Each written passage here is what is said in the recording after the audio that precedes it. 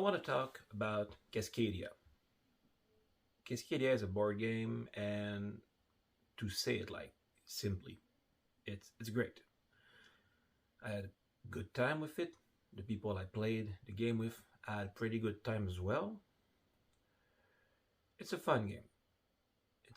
It's easy to learn. There's some depth to it that's interesting. And what I want to talk about Cascadia is not like the rules themselves, how they are so great, but the ideas, the meaning you get from playing. Well, first of all, Cascadia is what I can categorize as a family game without being one. I have kids, I have my parents, I have a lot of people I want to introduce Cascadia to because it's not a game that comes and say, "Look, I'm a family game. You're gonna have fun as a family."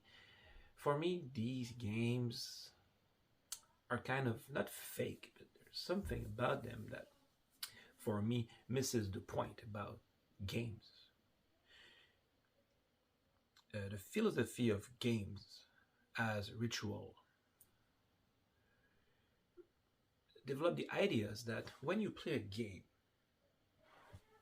you follow some rules, and these rules are made up, like in any sports, like in anything that can be called a game.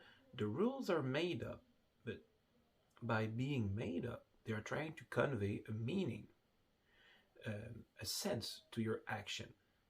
It's quite easy to understand it when you say, like, let's say you don't know a sport. Let's say you don't know soccer, and people come and you just see them kicking a ball, and you're like, oh, why are they doing that? And then you see a goal, and then you learn the rules. You learn about not using your hands and all that stuff. And okay, it makes sense. I see it. Why? And then you play it, and everything comes together well, and you live in an experience that's meaningful within these rules. And with that mindset, Cascadia is doing a great job of conveying a meaning. But which one is it? It's gonna sound a bit funny, but it's customer service. Cascadia is about customer service. You're gonna have these animals, and you're gonna have these landscapes. The game is about placing tiles, landscapes, and then on these tiles you have some animals that go on these tiles. But each answer to certain needs. For example, the when you play the game, you have these cards that tell you that, I don't know, the grizzly is going to require to be in a family of three, no more and no less.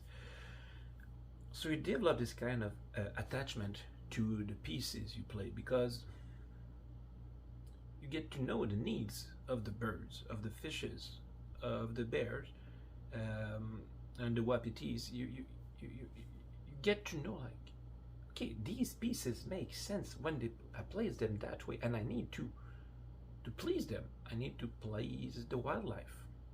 But at the same time, there's the landscape. The landscape, you're free to place it as you want. There's no limitation. You just place the tile. But there are points that are given for all linked together these pieces are. So you're trying to build a nice and long river. You're trying to make a landscape that kind of makes sense. So every decision you do, you're a caregiver, both for the landscape and the animals. And it's this tension by being this person in charge of the needs of other that creates a meaning within the game that's pretty fun. Like, you place the board game, you set it up, you explain the rules, and then everybody has this little kingdom that is going to try to develop in an organic manner that makes sense. Makes sense both for the points, it makes sense for the team as well. So it's a really meaningful experience. And what I like about it very much is that while the art itself is okay, I mean, it's nothing to I mean, it's not grandiose. It's not like art with big A. It's okay.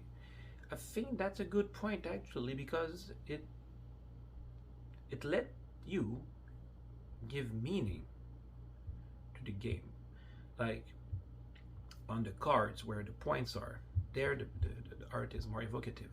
But in the pieces themselves, it's quite bland. But it leaves place for your imagination, and this place is opening for your own artistic meaning. It's very nice, because this can fit then into how you see the pieces you have put together. So yeah, that's the main experience I had with Cascadia. I loved it. I said it was good, it was a good time. It was a great time. I love it. I love it. I can see myself playing this game a lot. Not a lot in the sense I'm gonna binge play it. Even though you can do that with the solo mode, it's quite interesting, a lot of challenges. But for me, it's like the experience, the idea that you're trying to make a land that makes sense, both for the animals that live in it, and both for your own artful expression of what a land is supposed to be. Big rivers, interesting mountains, huge plains. You see the stuff. So yeah, I love it. And I love this idea that the art in itself is a bit abstract, because it leaves place for your imagination. Unlike, for example, a game like Gloomhaven, Jaws of the Lion, which I didn't like that much, and this is one of the main reasons.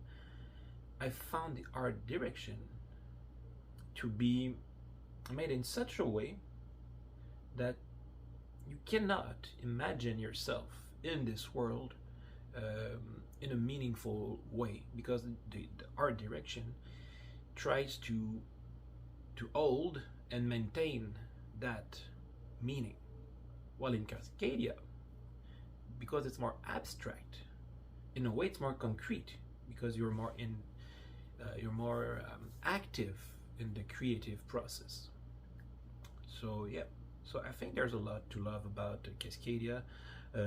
If you're more interested in the rules, I'm sure there's already so many good reviews of the game. Just go on YouTube or BGG if you want to have more explanations about how the rules work, the longevity of the game and all that stuff. But for me, that's gonna be it. To do a little summary, Cascadia is a great game in which you act as a caregiver, someone who answers customer services for both landscape and the animals, and the experience is just great because it let you, even though you're trying to let other people have their needs answered, you're still giving place to your personal expression. So yes, good game. Go get it. Try it. Feel free to leave a comment or answer. It's my first video. I'm trying this new experiment. Thank you for listening and have a nice day. Bye-bye.